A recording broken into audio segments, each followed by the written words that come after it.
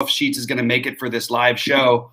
Hopefully he will for at least a little bit. I'm just going to do a quick one. I wanted to just not leave you guys empty-handed. As you know, I'm on the West Coast, and it's hard to get my plays up for the morning slates unless it's a big slate, and it's a small slate today, so I thought we would just talk through it. Pretty straightforward as far as where like the obvious chalk is going to go and where people are going here. I think Milwaukee and Cincinnati do make the most sense to me, but I also think that you're going to have the most ownership there. And I do think guys like I'm just taking a quick look. I've got projections that are just absolutely can't be right. They've got no player at more than 10%. So the projections, but I can just tell you right now, it's going to be Milwaukee and Cincinnati as the most popular. Sadly, those are my two favorites that make the most sense. I think that there's an argument for Tampa Bay, and I think there's an argument for Oakland, especially one-offs, like Matt Olson as a one-off instead of Votto at first, possibly. We don't have those lineups yet either, so keep in mind with Milwaukee, it's probably going to be Pena, but there's always a chance it could be Narvaez again. But usually the day off, the Wednesdays go to Pena. What's up, Kevin? Anyway, so I'm just talking through what I'm doing. So basically, I have like 10 lineups, and they're splitting between – it's more pitchers than I would usually pitch here. I usually just want to find 2 or 3. I've got 4 that I like. I like Montas, Castillo as my favorites, and then Peralta and like Logan Gilbert for the upside on the flip side of it. So that's sort of what I'm doing pretty much from a pitching standpoint. It's pretty basic. It's not a whole lot to get creative about. I don't think you really want to mess with anybody else other than those guys, including Musgrove, who I'm going to avoid. I actually think the Oakland bats are probably the thing that if I don't win on this slate that I'll regret not doing, because I do think that there is a lot of upside against Musgrove here for them going back to the American League. Of course, he can be dominant. We saw it last time out. We hadn't seen it until last time out for a while. And Oakland has some big bats now, so I actually just think that's an interesting thing to consider. I really like the Oakland as a longer shot stack on today's slate. Drop in any questions, say hello when you get into chat. We're just going to get this. Looks like Sheets just messaged that he's going to be on here in a few minutes. He's just wrapping some of the things up, which we appreciate. So thanks to Sheets for getting everything updated. And we are basically, I don't know how to get away from any of the Cincinnati. One way you can try and get different is to try and play either Shogo at the bottom, maybe instead of Aquino. That's one way. Maybe you can do something a little bit different. I actually think the other bats that you'd consider, if you're playing a bunch of lineups, would be Tampa Bay. I just think there's enough upside for Tampa Bay here to really be viable. Let me just do something real quick. I would like to get a bottom of the Cincinnati order with Shogo and Naquin. I'm not Naquin, Aquino. And I'm still building my lineups as we go, of course. So let me just get this part figured out, and then we'll move over. But yeah, it is one of those like weird, you could do sort of anything you want slates, but at the same time, I think that you want to try and get a little off the board, at least take a bat or two from those Oakland, San Diego, or Tampa situations to try and get a little bit different, just because of the nature of the slate. So that's what I'll be doing. You know what? I'm not going to probably do it in this particular lineup because anyway. So drop in some questions. I'll take time to answer them in just a minute. I'm just finishing up a few things, and I will be ready to go with you guys and answer questions and say what's up and all that stuff, all the good stuff in just a minute. And also, one other thing is you don't need to stack today. The problem is I like the actual stacks, so I'm good with going all the way with one of these stacks or two. So anyway, we'll get what Sheets' opinions are soon. Zunino, great call. I love Zunino. Even if you're playing Logan Gilbert, I think Zunino is in play.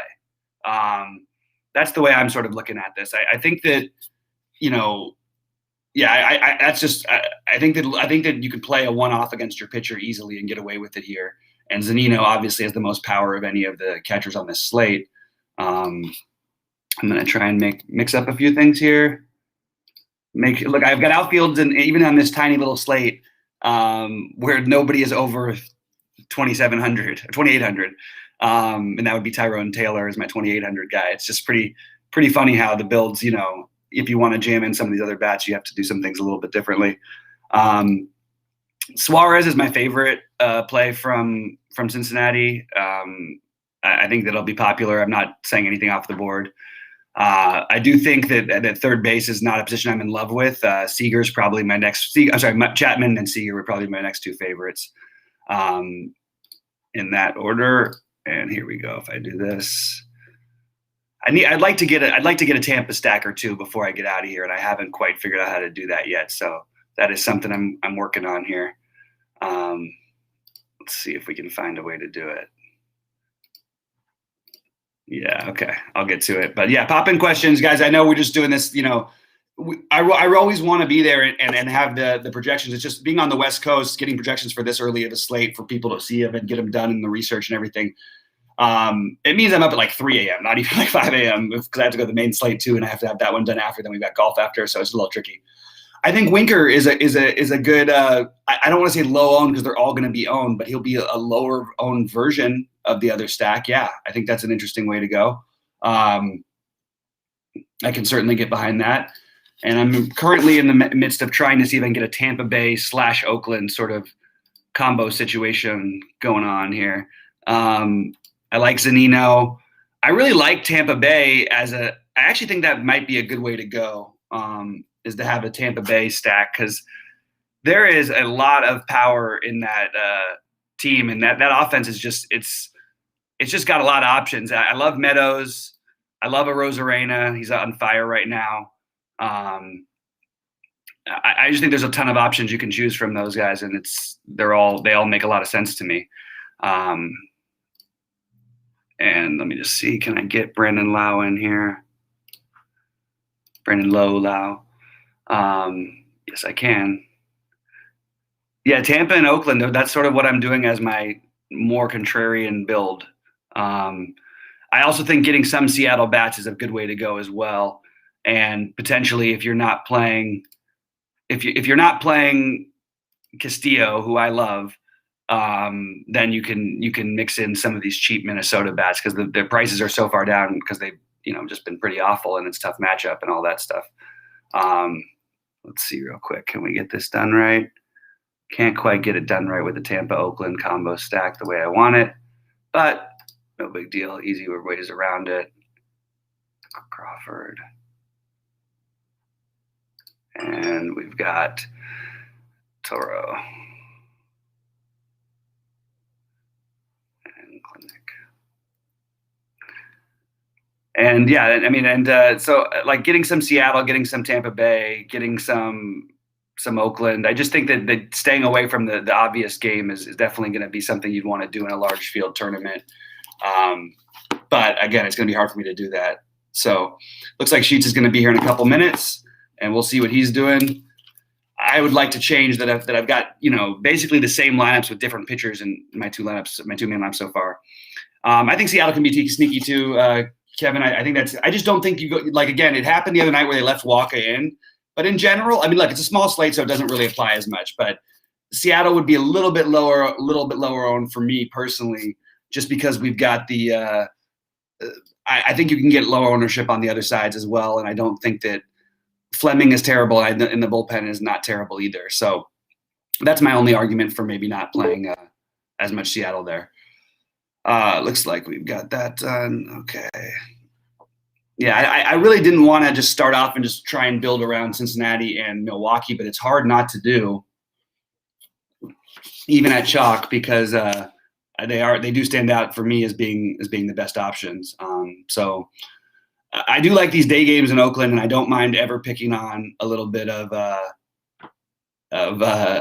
Musgrove if he's struggling. I know he pitched well last time out, but it's been rough with him for a while now. And Milwaukee and Cincinnati are right neck and neck for me before anybody asks, because usually we get that question, who do I pick? I think they're really close. I think I have a little bit of lean towards more Cincinnati, but I do have some Milwaukee. What's up, man? Sorry, I just wanted to get things going. Hey, what's happening? How's it going? What's up, K9 Bronco? Top three Brewers for the slate. Sheets, will bring you in just 1 second. For me, it's we don't have a lineup yet, but I would say Escobar. I don't mind using Pena as my catcher, and Adames would probably be my top three. But Wong, Tyrone Taylor, Lorenzo Cain, Avisail Garcia. I like all of them. It really is like you can take your pick on this particular slate. So I wouldn't probably play Kane unless I had other Brewers, but it's fine too. Like, I mean, they're all strong plays. I do think maybe if once we get the order, I could answer that question better, because as of right now, it's kind of hard to answer without having the lineup out. Sheets, what are you doing on this early slate? Pitching wise, I think my main my bigger lineup I think is going to be Peralta Gilbert. Mm-hmm. And obviously Castillo's in play, but I have Peralta as my main guy, with Gilbert second. That's my that's where I have the most of my lineups are going there. And I'm playing, just so you know, in context, I'm playing like 20 lineups, and then I'm playing one of the whatever that's called, the perfect entry, whatever that is. Mm-hmm. That's the big one. And then I'm also playing one of the bigger whatever that was a triple entry or something like that. I don't know, the 150. Yes. Sorry about that. Okay. Yeah, no problem. Yeah. Why are these edit things here? Oh, because of Ohtani later. Okay. So yeah, I'm going with in my big one, I'm going with Peralta and Gilbert, and I'm not playing Milwaukee in that one. What I'm doing in that one is I am playing Cincinnati, but I'm pairing them with Minnesota. That's what I'm doing. Yeah, I'm changing mine up a little bit right now. I want to have Tampa and Oakland stacked. Oh, nice. To get off the board, but Cincinnati and Milwaukee are my two favorites. In all fairness, I'm just trying to get creative here. Yeah. So it's a small slate, and then I'm using my main pitchers are Castillo and Montas, and then Gilbert and Peralta would be the next two for me. Well, someone's going to win, right? We got everybody. Yeah. I mean, I could see this going really badly for Gilbert. Okay. And I mean, just it's one of those that could go well. As you have a young stud against a really experienced team that's going to throw everything at him. Yeah, it's not a park you generally want hitters in, but I really am starting to come around to I need to probably get myself a stack there. Okay. Just seems to make too much sense, and all these weird things in Milwaukee about how long these guys are pitching. I mean, it is true.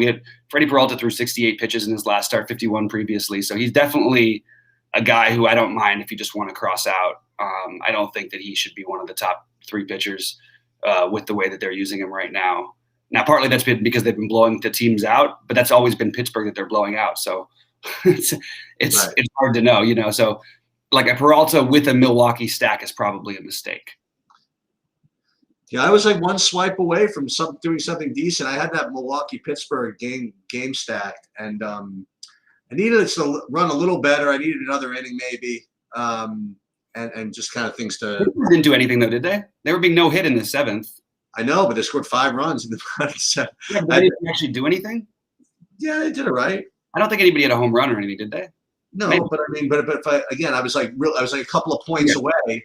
And I had 3 guys from Pittsburgh. So Right. I just didn't think I had them I was kicking myself for not playing Hauser because of how bad Pittsburgh is. I mean, they were literally no hit. I think they only had 1 guy on base. It was almost a perfect game for a while. Yeah.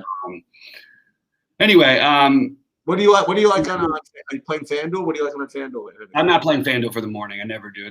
Tournaments suck. They do. It's never anything that I want to spend any extra time on. It's already weird enough in the mornings. But yeah, I was in first place for the Monster last night for 100K for probably about an hour off and on. Which Monster was that in? DraftKings or is that FanDuel, right? FanDuel. Okay. Yeah, I mean, I just had it didn't end up working out with the Tampa Bay, Detroit, Boston because they literally just left every runner on base in that game. And is that what happened?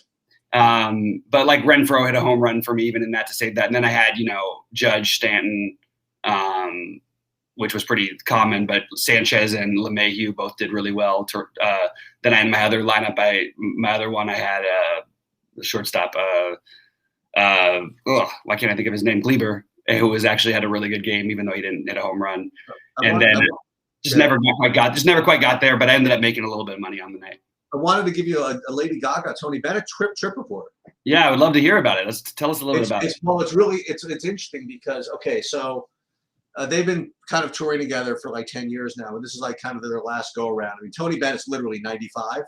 It was his birthday yesterday, and so it was a Radio City Music Hall in the city, and it was like the New York City in full gear, like in line to get in. There were multiple protests going on about totally different things. Like we had some people like walking up and down protesting the COVID vaccination requirements. Okay, they were saying how dare you tell me what to do? Your papers, please. This whole crew.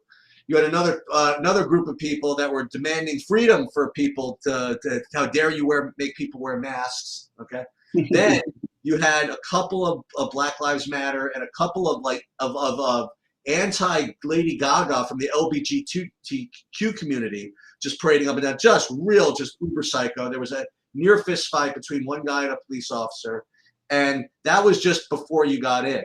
Okay. Now they also was interesting. They had the you ever hear of the Yonder Pouch? What is that? Okay, so what they did, what a lot of performers are doing now, they're trying to make cell phone free zones. So what they do, they have this thing called the Yonder Pouch, YONDR. It's a really big company nowadays, where you have to everybody puts their cell phone in this pouch and they lock it. Okay. Oh, okay. So I know what it is, but I just didn't know what it was called. And they gave it to everybody with this, and they had these these areas that if you needed to actually do something in an emergency, they would like unlock the cell phone for you. You know what I mean? Right. That actually went somewhat more smoothly than I thought it could have.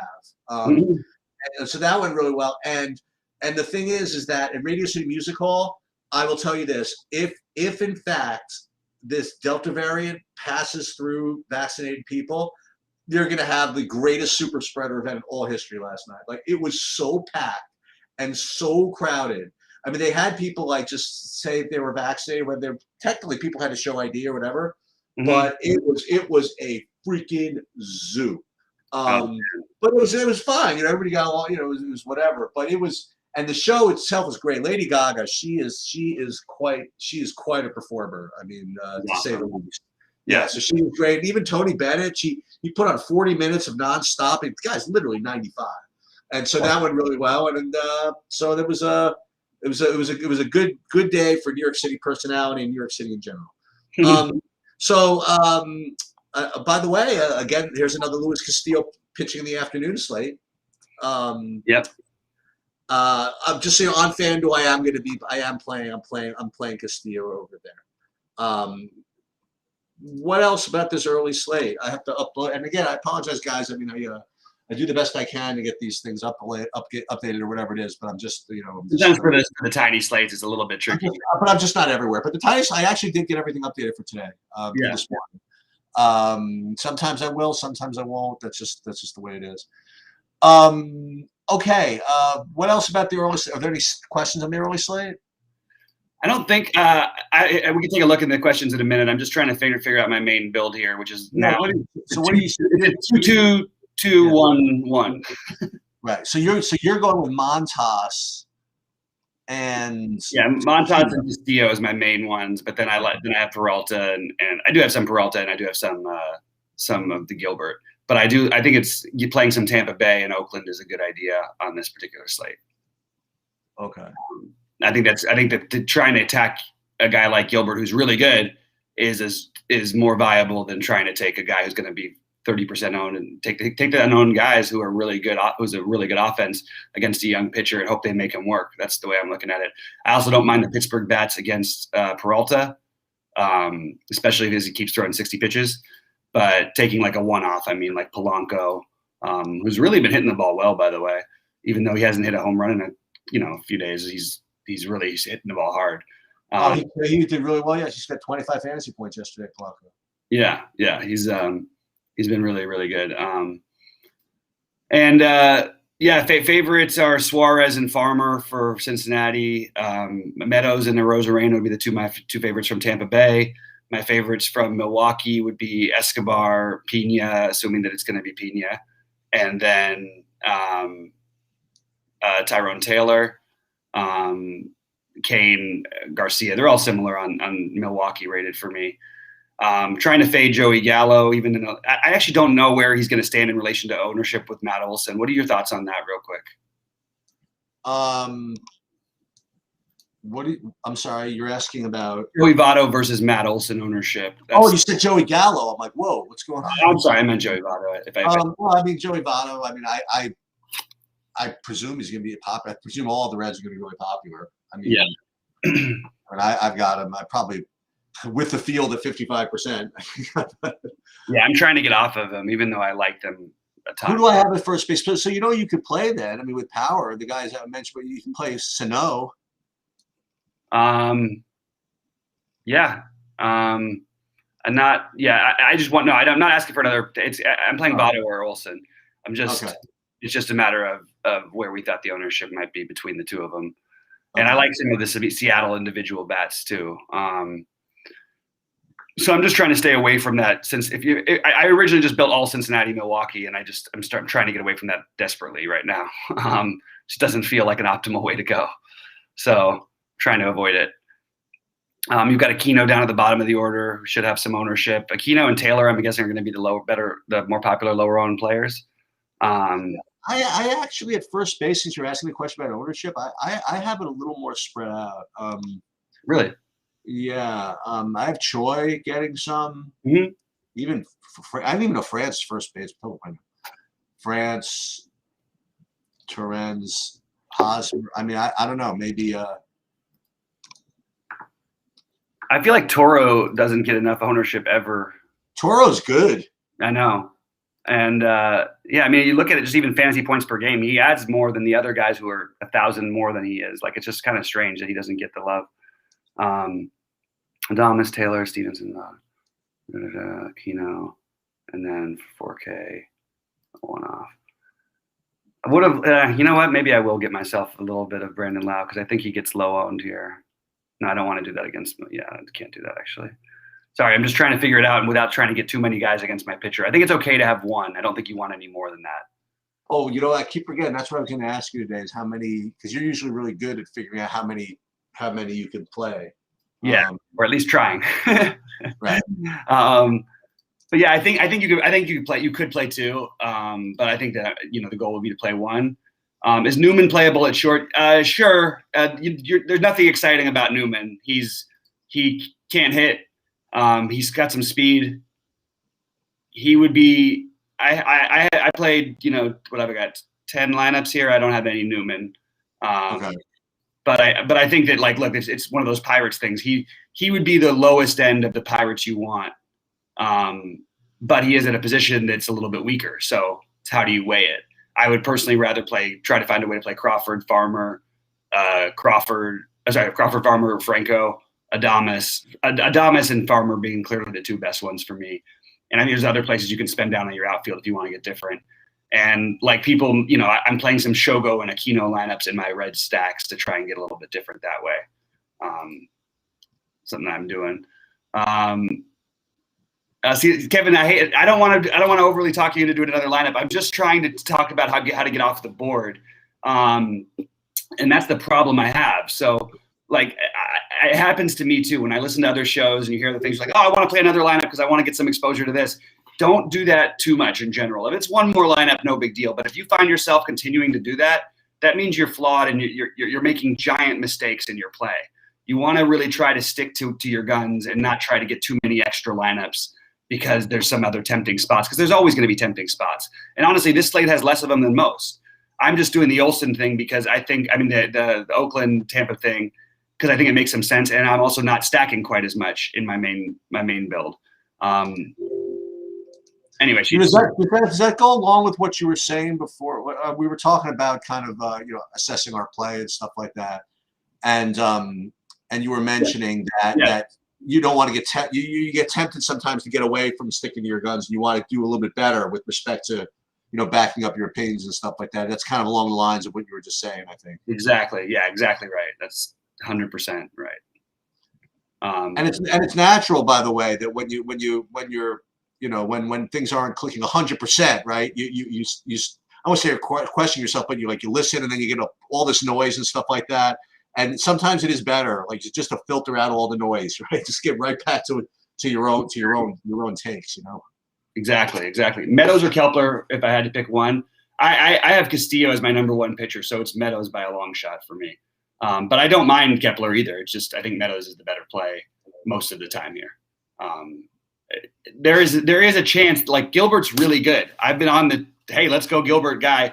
I'm 40% on him, but every lineup I don't have him in, I've got two guys from Tampa in, except for maybe one. So I have him in 4 out of my 10, and the rest of them have two guys on the other side of the game. Seattle is probably, the other place that people are going to, that they could go to. I like the Toro play I mentioned before. Escobar, like it's funny because I have lineups here with Escobar with 100 left on the table, and I keep going, well, I could just play Brandon Lowe instead. Even if I'm playing Gilbert in that lineup, I think that's a good way to go. I just think there's stolen base upside against Gilbert because he's, all these young pitchers are going to have more stolen base upside than the experienced guys.